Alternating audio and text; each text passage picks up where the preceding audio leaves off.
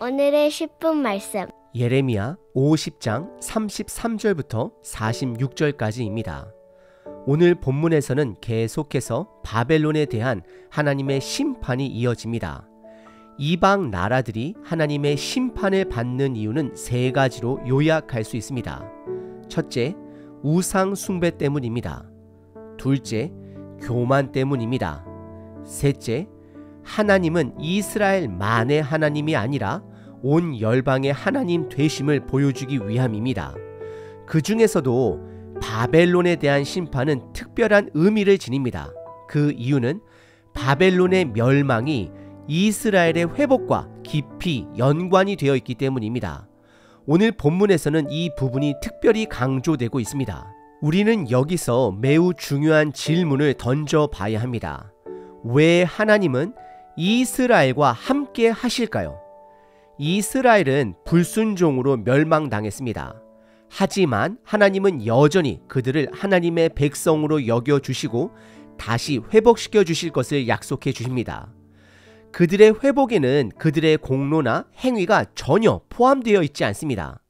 이것은 오직 은혜로만 설명이 가능합니다. 하나님의 신실한 덕분에 아브라함과의 약속이 끝까지 지켜진 것입니다. 그렇다면 하나님의 은혜를 받은 이스라엘은 앞으로 어떻게 반응해야 할까요? 다시 불순종하는 백성으로 돌아가야 할까요? 아닙니다. 이제 그들은 하나님 편에 서서 살아가야 합니다. 하지만 이스라엘은 포로에서 돌아온 후에도 하나님의 은혜를 남용하여 불순종하면서도 여전히 하나님이 그들 편에 서신다라고 착각합니다. 저와 여러분들은 어떠하신가요? 우리 삶에도 하나님의 은혜가 반드시 있습니다. 하지만 그 은혜에 우리는 어떻게 반응하고 있나요? 우리도 무조건 하나님이 내 편이라는 착각에 빠져 있지는 않은지 점검해 봐야 합니다. 은혜를 받은 자들은 반드시 하나님 편에 서야 합니다. 그것이 은혜 받은 자들의 마땅한 자세입니다. 오늘 본문은 크게 세 부분으로 구분해 볼 수 있습니다. 첫 번째, 하나님이 이스라엘을 구원하실 것을 선언하십니다. 두 번째, 바벨론을 향한 심판의 말씀입니다. 세 번째, 인용을 통해 심판을 다시 한번 선포하십니다. 첫 번째 부분은 하나님이 이스라엘을 구원하실 것을 선언하십니다. 33절, 34절입니다. 33절에서 하나님께서 이스라엘만의 하나님이 아니라 만군의 하나님 되심을 강조하시며 이미 멸망당한 북이스라엘 자손들과 최근에 멸망당한 유다 자손들에게 말씀을 전하십니다. 하나님은 이스라엘이 바벨론에 의해 고통당하고 있다라는 것을 알고 계십니다. 그리고 34절에서는 이스라엘의 구원자가 강한 하나님임을 선언하십니다. 여호와 하나님께서 바벨론과 싸우실 것이며 이로 인해 이스라엘 땅에는 평안이, 바벨론에게는 불안이 주어질 것입니다. 이것은 하나님이 이스라엘 편에 서서 싸우신다라는 것을 의미합니다. 두 번째 부분은 바벨론을 향한 심판의 말씀입니다. 35절서부터 40절입니다. 하나님은 바벨론에 대한 심판을 선언하시며 칼이라는 단어를 여러 번 사용해 그 심판의 강도를 강조하십니다. 35절에서 여호와의 칼이 바벨론의 모든 백성에게 임하실 것이라 말씀하십니다. 여기서 말하는 갈대아인은 바벨론 사람을 의미합니다. 그리고 36절에서는 두 번째로 칼이 자랑하는 자들에게 떨어져 그들을 어리석게 만들 것이다 라고 말씀하십니다. 여기서 자랑하는 자라는 표현의 원어는 바딤인데 이는 바벨론 우상의 제사장을 의미하는 하바딤과 언어 유희를 이루고 있습니다. 따라서 바벨론의 우상의 제사장들이 어리석게 될 것이다 라고 하시는 것입니다. 세 번째로 칼이 바벨론의 용사들, 즉 군사들 위에 떨어져 그들이 놀라게 될 것이라고 하십니다. 37절에서는 네 번째로 칼이 바벨론의 말들과 병거들 그리고 그들 중에 있는 여러 민족들에게 떨어진다라고 하십니다. 여기서 여러 민족들은 용병들을 말하는 것으로 당시 용병들은 돈을 받고 전쟁을 치르는 직업 군인이었지만 하나님의 칼이 임하게 되면 그들도 용맹한 자들로서가 아닌 전쟁을 경험하지 못한 여인들처럼 두려움에 떨게 될 것이다 라고 선언하십니다. 마지막으로 5번째로 칼이 바벨론의 보물 위에 떨어져 그 모든 보물들이 약탈당할 것이라고 말씀하십니다. 그리고 38절에서는 하나님께서 바벨론의 물 위에 가뭄을 내려 그것들을 말려버리시겠다라고 선언하십니다. 왜냐하면 그 땅에는 우상이 가득한 땅이 되어버렸기 때문입니다. 결국 하나님의 심판으로 그들은 실성하게 될 것을 말씀하십니다. 그 결과 39절에서는 사람이 통제할 수 없는 짐승들만 그곳에 남게 되고 영원히 사람이 살지 않게 될 것을 선언하십니다. 그리고 40절에서는 소돔과 고모라가 역사 속에서 사라진 것처럼 바벨론 또한 황폐해질 것이다 라고 선언하십니다. 세 번째 부분은 인용을 통해 심판을 선포하십니다. 41절부터 46절입니다. 크게 두 부분을 인용하고 있습니다. 첫 번째 인용한 부분은 예레미야 6장에서 예루살렘을 향한 심판의 패턴이 바벨론에게 적용이 됩니다. 크게는 3가지 패턴입니다. 첫 번째는 41절에서 한 민족이 북쪽에서 내려와 바벨론을 칠 것이라 말씀하십니다. 예루살렘을 공격했던 바벨론처럼 이번에는 바벨론이 페르시아에 의해 공격받게 될 것을 말씀하십니다. 그리고 두 번째는 침략자들의 전투력을 설명하십니다.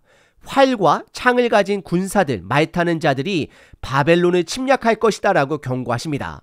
그리고 세 번째는 43절에 바벨론의 왕이 해산하는 여인처럼 고통을 겪게 될 것이다 라고 말씀을 하십니다. 그리고 44절서부터 46절은 두 번째 인용 부분입니다. 예레미야 49장에서 에돔을 향한 심판의 말씀을 바벨론으로 바꾸어 인용하십니다.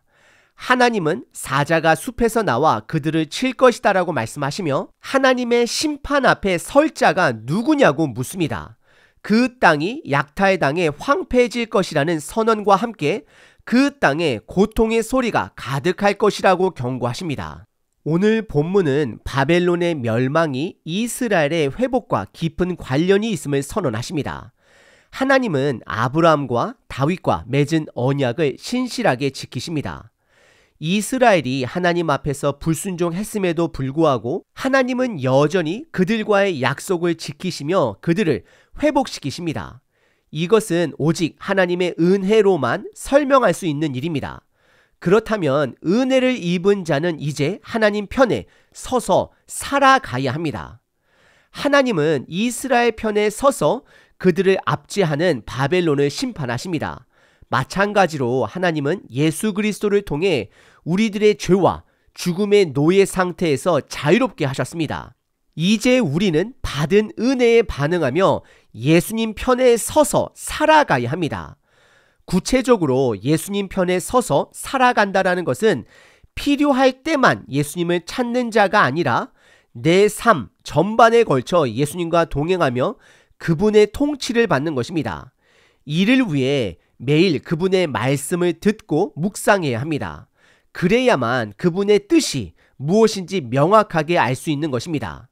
또한 내 삶에서 나의 욕심과 그분의 말씀이 충돌할 때에 그분의 말씀을 따르는 연습, 선택하는 연습을 해야 합니다. 성령 하나님은 우리가 예수님의 통치를 받도록 도와주십니다. 중요한 것은 우리가 그분의 말씀의 통치를 받으려는 마음의 자세를 갖고 있는가 하는 것입니다. 오늘 하루도 하나님 편에 서는 연습을 하며 살아가시기를 도전드립니다.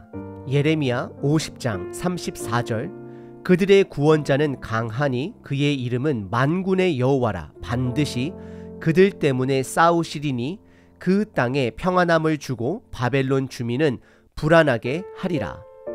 하나님 아버지, 오늘도 주님의 말씀을 통해 우리들을 깨우쳐 주시니 감사합니다. 주님께서 바벨론을 심판하시고 이스라엘을 회복시키셨듯이 저희도 주님의 은혜와 신실함을 기억하며 살아가길 원합니다. 주님, 저희는 때로는 이스라엘처럼 불순종하며 주님의 은혜를 남용할 때가 있습니다. 하지만 주님, 저희가 그리스도 안에서 주신 그 구원의 은혜를 잊지 않고 항상 주님의 편에 서서 살아가는 자 되게 하옵소서.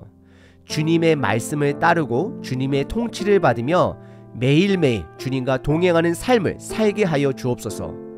주님, 저희의 교만을 내려놓고 오직 주님만을 의지하게 하옵소서.